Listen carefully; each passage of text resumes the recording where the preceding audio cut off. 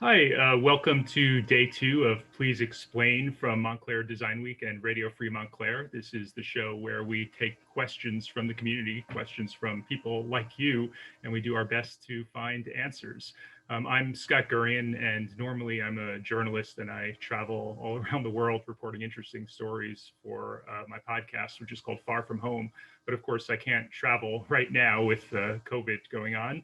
So I got to thinking that there's lots of really fascinating stories all around us, right under our feet and right in our communities. We really don't have to go very far to find interesting things going on and interesting backstories to things that we might notice in our everyday lives, but just take for granted.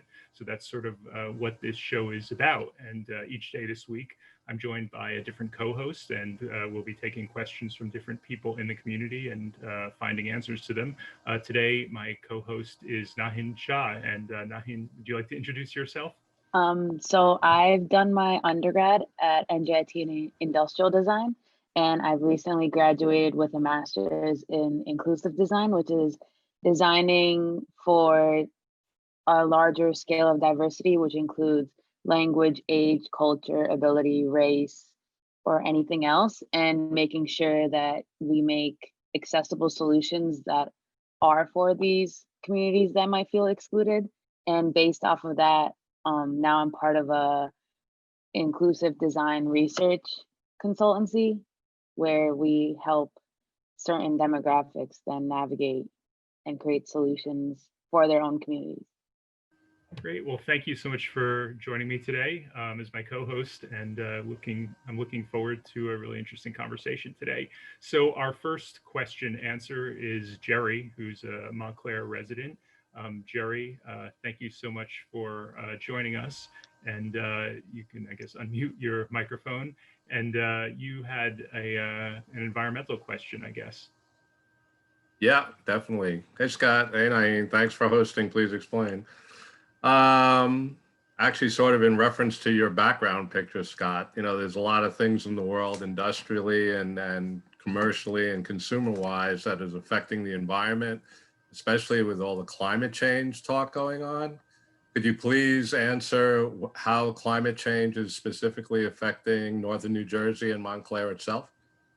Great. Well, thank you, Jerry. And our question answer today is Professor Anthony Broccoli. He's a professor and chair of the Department of Environmental Sciences at Rutgers and the co-director of the Rutgers Climate Institute. Thank you so much, Professor Broccoli, for joining us. My pleasure. Thanks for having me. So you've studied climate change all over, I guess, seeing different effects in different parts of New Jersey, obviously big effects along the coast with, you know, as we saw with Superstorm Sandy and all the flooding and everything from hurricanes. What about in this part of the state, in the northern part of New Jersey? What do you think the effects will be? And what effects are we already seeing? Yeah, well, obviously the number one effect of climate change is rising temperatures. That's something that we have already seen. The state of New Jersey has seen a warming of about 4 degrees Fahrenheit in the last century or so. New Jersey is warming at about twice the global average. So the warming here is faster than it is globally. The most rapid warming has come since roughly 1970.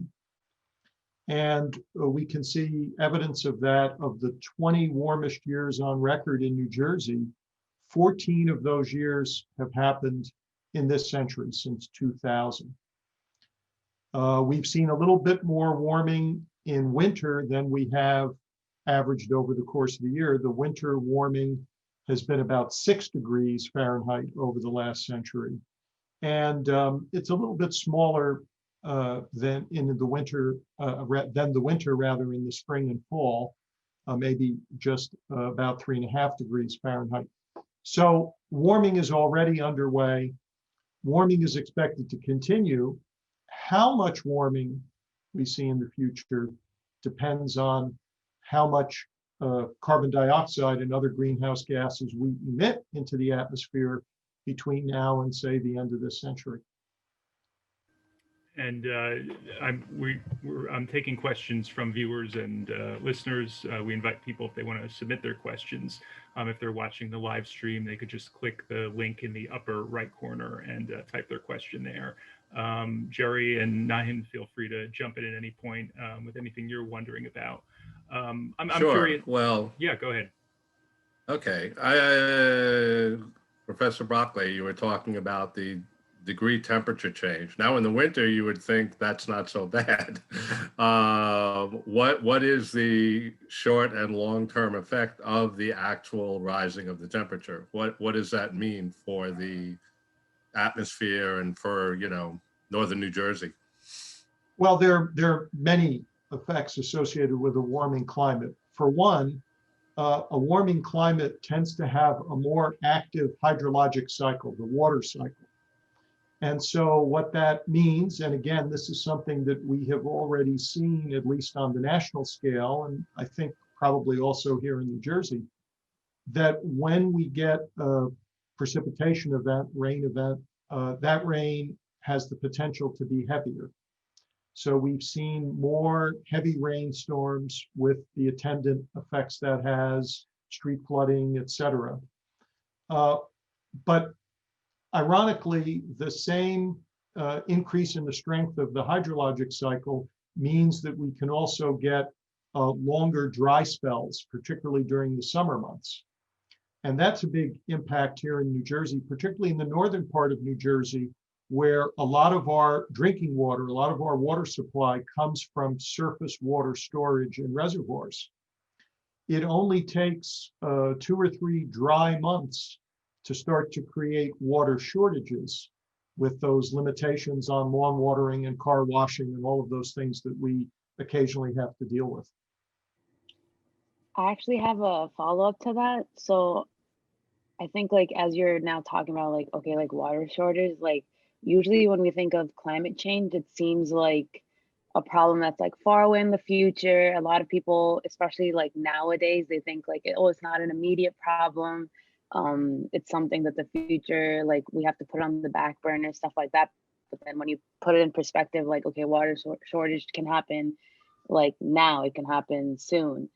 I was just wondering, like you hear things like how climate change can affect, like especially in this age of the coronavirus, how climate change affects like all these things. It could also affect having more diseases in the future that might be the result of the temperature changing on the planet, or just anything in general, like how like fires are happening like more and more, or unless like we're just finding more about them because of Twitter and technology. But I wonder, like, because of that, like there's so many other things that we hear about that might happen because of climate change. So can you think of like any other examples that besides like the weather changing? Sure. Like what other things might climate change bring? Well, some of the things that you've mentioned are good examples. There are diseases that are primarily found in the tropics. And the reason why they're not found in the higher latitudes is because of temperature. So if the temperature's warm and the climate here in New Jersey becomes more like the climate of places further south, there is the potential for tropical diseases to spread north. Malaria is one that people talk about. It's spread by a species of mosquito that requires warmer temperatures. And so as the temperatures warm, malaria could be expected to spread out of the tropics into the middle latitudes. Will it reach New Jersey? That depends on a lot of things. It depends on how warm it is, but that's an example. You also mentioned wildfires. Wildfires take a variety of things happening together in order to occur. There has to be fuel to burn. There has to be warm, dry weather. There has to be something that starts the fire. But climate certainly affects the prevalence of warm, dry weather. And this is largely what we've been seeing in the West. In the Western United States, we've had warmer, drier conditions. That's a climate where it only rains in the winter. The summer tends to be very dry. So with higher summer temperatures, it sets the stage to make things more favorable for fires to form. Just that hot weather isn't enough. There still has to be something to set it off. There has to be fuel to burn, but climate change can make it more likely. And even though we're not like right by the coast here in Montclair, we still do have, Tony's Brook and, some other, local sources of water. And I'm wondering if there's concerns if I've heard that climate change could lead to possibly more or heavier rainfall events, that there could be more cases of flooding, even in places that are inland where you wouldn't think there'd be danger of flooding. Well, certainly, I think we have to distinguish between coastal flooding and flooding along streams and rivers that come from heavy rains. Right. Coastal flooding, we know where those places are going to be that will be affected. They're going to be places that are relatively close to sea level. But river and stream flooding can happen anywhere. And we have seen an increase in the frequency of heavy rain events. That is documented to have already happened, and it's expected to persist into the future. By one estimate, we might have the wettest 5 days of the year, those days that are the real soakers, become 20% wetter by the end of this century under a high emission scenario. So when that rain falls, it has to go somewhere. It gets channeled away into rivers and streams, and the kind of flash flooding, street flooding, the kind of thing we see when we get an extreme summer thunderstorm, that is going to be more intense and happen more frequently in the future. And I guess also maybe because there's more humidity in the atmosphere or something, it seems like we've been getting a lot more thunderstorms than I remember, growing up as a kid. And more like severe, some of these events where there's enormous amounts of wind. We see tree limbs knocked down everywhere, which knocks out the power. And, I guess there's been more hurricanes, which, we're not right along the coast, but it can still, have a big effect even here in Essex County. So those are all concerns, I guess. Yeah, so it's very interesting. I'm going to put them in slightly separate categories. I'm going to talk about the hurricane story first because it's a little bit easier. Hurricanes derive their energy from the warmth of the ocean waters. And as we make the oceans warmer, there's very good evidence that that will create the potential for hurricanes to become stronger. What is an area of active research right now where we don't know the answer conclusively is whether or not that means there will be more storms or just that some of the storms will be stronger in the future. Some of the storms being stronger, we have very good confidence in that result. The number is still an open question. So that's hurricanes. And as you said, their strongest impacts are along the coast. But we saw, even with a relatively weak storm, Tropical Storm Isaias, back in early August, that there was extensive tree damage throughout the state, power lines down, impacts. When power is lost during the summer months, that means no air conditioning. So we shouldn't downplay the effect of those events here in New Jersey. When it comes to thunderstorms, and especially severe thunderstorms, that's an area where we really don't know the answer yet. One factor that contributes to severe thunderstorms is the warmth. Severe thunderstorms happen when the ground is heated very strongly and when there's moist air that makes it favorable for these big thunderstorm clouds to develop. So with warming, we would expect those conditions to maybe happen more frequently. To get the really kind of severe storms, you also need a change in wind as you go up in the atmosphere. And the interesting thing is climate change may make that less likely to happen in the summer. So we're still trying to figure out what the interplay is going to be between these two different effects that are pushing in different directions. But I think it is plausible that we could see more thunderstorm activity. Jerry, do you have any other questions, things you were wondering about? Sure. Obviously, it's had this tremendous impact already. And you said, Professor, that in the winter it's risen 6 degrees. What, is there a danger point? Like, is it another 2 degrees or 3 degrees? Will it get significantly worse? Sort of to piggyback on what Nahin said about, how urgent is it regard to that point? Yeah, I think that's a really good question. Now, when I've been talking temperature, I've been talking degrees Fahrenheit. Of course, most of the world talks in degrees Celsius, and there has been this threshold of 2 degrees Celsius that has been set as sort of the threshold of dangerous climate change. I like to think of it maybe a little bit differently, that climate change is already happening. The issue is how much more climate change is there going to be? The more there is, the more impacts there are going to be on society, on ecosystems, on the world. It's not as if we stop at 1.95 degrees, everything is okay, but then if it warms by 2.05 degrees, all hell is going to break loose. It's a continuum. The effects continue to worsen.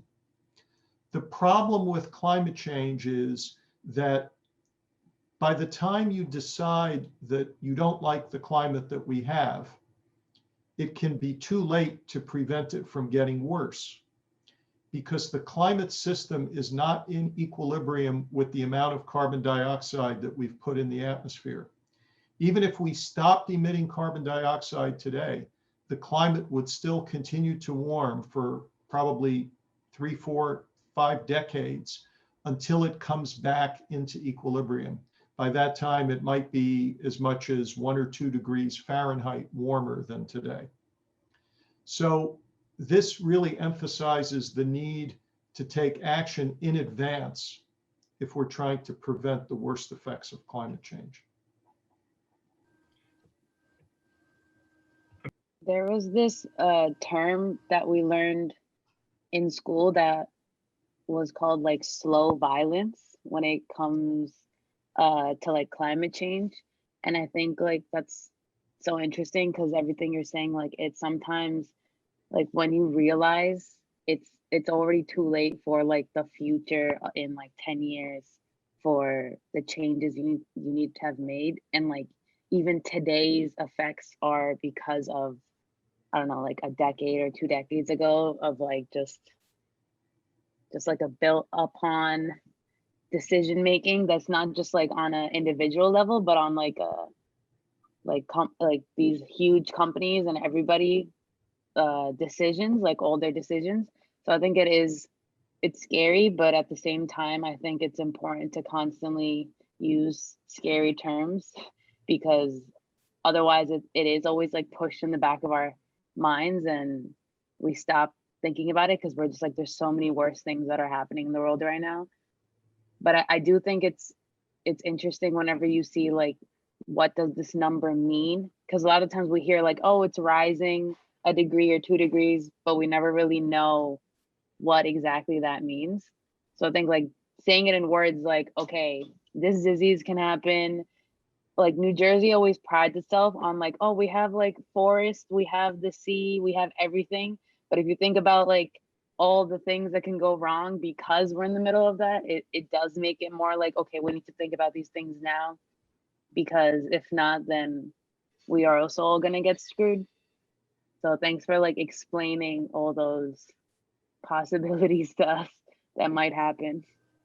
Yeah, we need to kind of start to wrap up this last segment, but this first segment. But yeah, that's a good point, Professor Broccoli. I'm wondering kind of where, as a climate scientist, you balance like a good degree of alarm to make people aware of this, but also being rational and like going about it in a way that can actually make a difference. Where do you kind of balance that? Or maybe that's a question more for politicians. I don't know.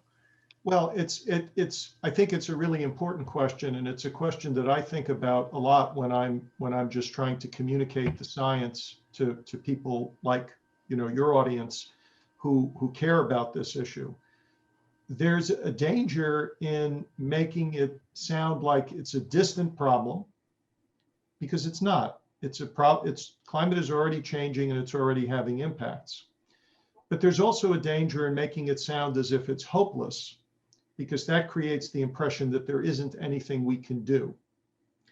And I sometimes make the analogy that if I went to the doctor and the doctor told me that I had to lose 30 pounds, and I come back a year later and I've only lost 10 or 15, the doctor's not going to say, oh, well, you might as well go back and eat as much as you want because you didn't do what I told you to do. Anything that moves us in the right direction is helpful. Even if the climate is bound to change more than it has already, what we're trying to do is limit how much it changes, because that's going to affect how serious the impacts are. Okay, well, Professor Broccoli, thank you so much for joining us. We really appreciate it. I think this conversation has been really enlightening. And thank you, Jerry, for your question. It's been great having you both. Yeah, thanks very much. My pleasure to be here, and thanks for the great questions. Thanks a lot. Okay, we are going to move on to our second segment now. And this question is from Vanessa.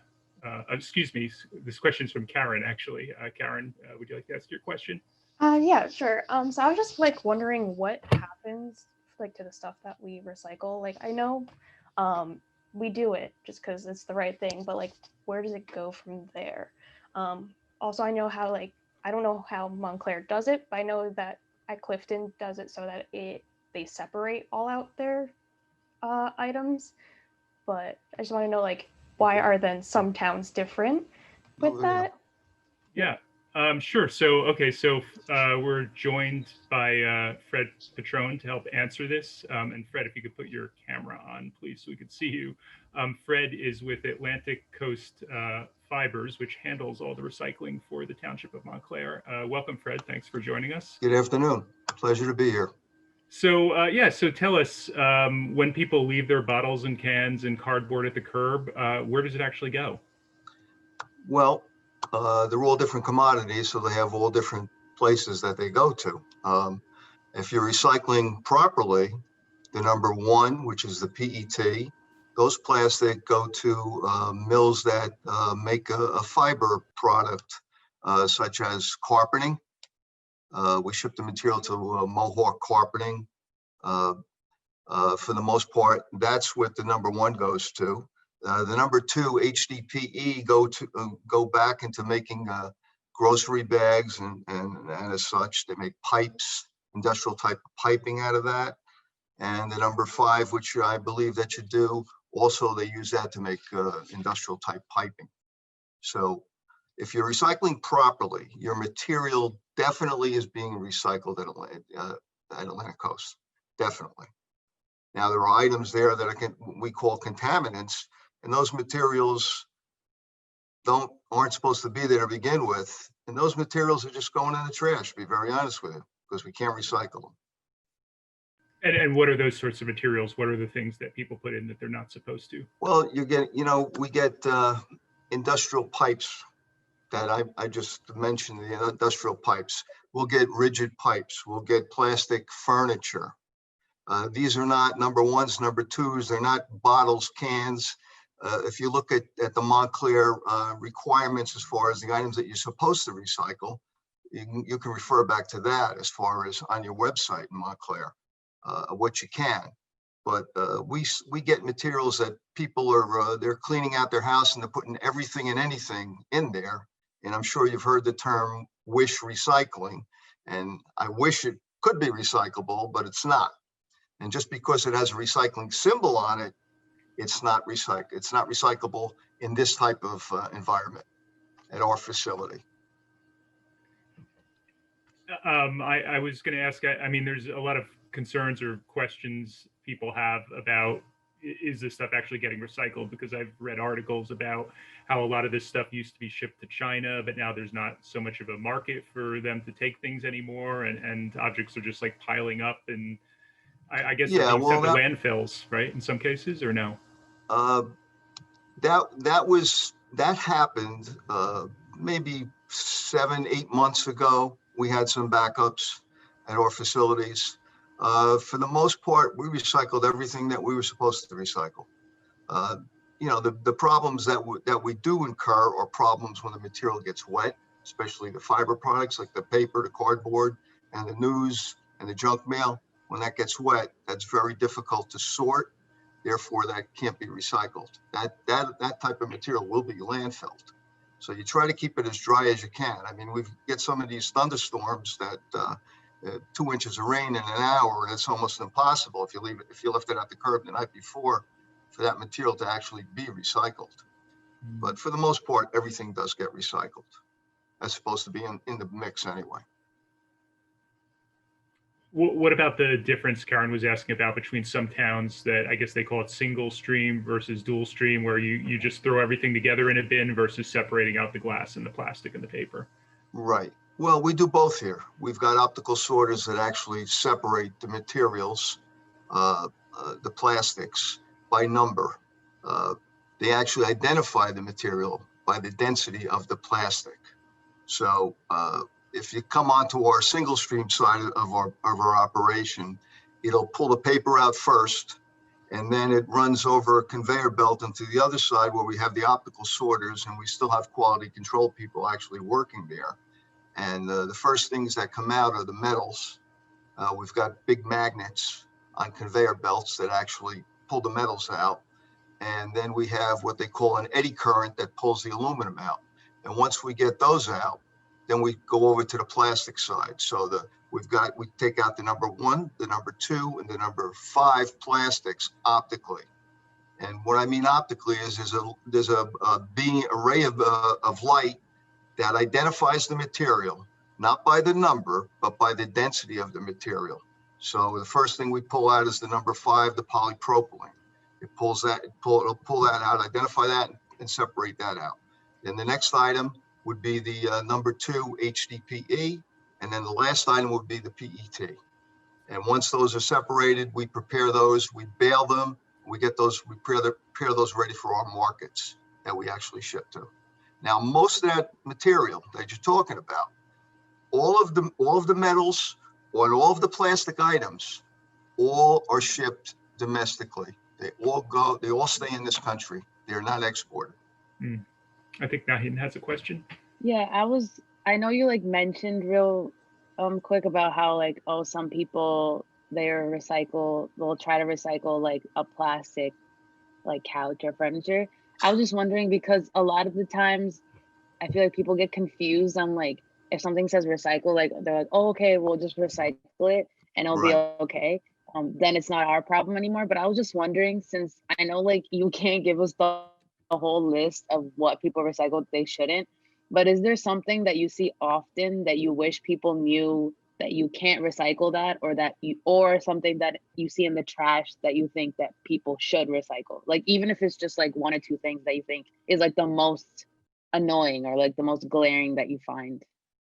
Well, the most annoying items are the plastic bags, which are easily recycled, but they cannot be recycled at a facility like this, which we call a MRF. And those materials, if you bring it back to your grocery store, your Whole Foods, your ShopRites, you know, and the like, those materials can easily be recycled, and they make plastic furniture out of that material. Now, if Montclair, you guys collect your own material, so you collect it in your own trucks. So you've got a better quality control. Your people are pretty much trained as what and what not to put in that truck when they collect it. They actually look at some of the material in the cans, and they'll leave the can at the curb for the residents to know that it's not recyclable, or you know, maybe the residents will get a call sometime to address the problem. But as far as the plastic bags, which are the biggest, they tangle everything. We've got a bunch of conveyor belts. This material runs over probably 25 different conveyor belts in the system. And every time your plastic bag gets in there, it gets tangled. So what happens is every break time, which is about 4 hours into the day, the men have to manually pull those plastic bags out. There's no other way to do it. they cut it out with razor blades and things like that. It's Wow. really a nuisance. It's not, it doesn't weigh much. So when you talk about a percent of contamination, it's not a large percent, but it really will slow down your system. And like I said, it's readily recyclable. It's a good commodity. They're usually number 2s. Plastic bags are usually number 2s. You do see some number 5s. It just needs to go to the right place. It's got to go to the right place. Right. It cannot go to this place or a place like ours here. No. Right. Okay. And with that, I think we need to wrap up. But Fred Petrone, this has been really interesting. So thank you so much for joining us and sharing your knowledge with us. And Thanks for having me. We'll make sure we all read the guidelines from our towns and do what we're supposed to for not putting the wrong things in recycling, but also recycling Definitely the plastic things we bags. should. Yeah, don't put plastic bags. Watch in those recycling. plastic bags. Keep them out. Yeah, great. And Karen, thanks so much for asking your question. This Yeah, is of course. an interesting conversation. So thanks so much to all of you. This has really been interesting. And keep tuning in every day at noon for more episodes of Please Explain. We'll be having a different topic and different questioner every day. So it should be interesting. So stay tuned to our website, designshed.org, as well as our social media, particularly Instagram and Facebook, to see the list of upcoming topics. Thanks so much for joining us. And thanks, Nahin, for being my co-host today. And I really appreciate it. Okay, thanks so much. Bye. Bye.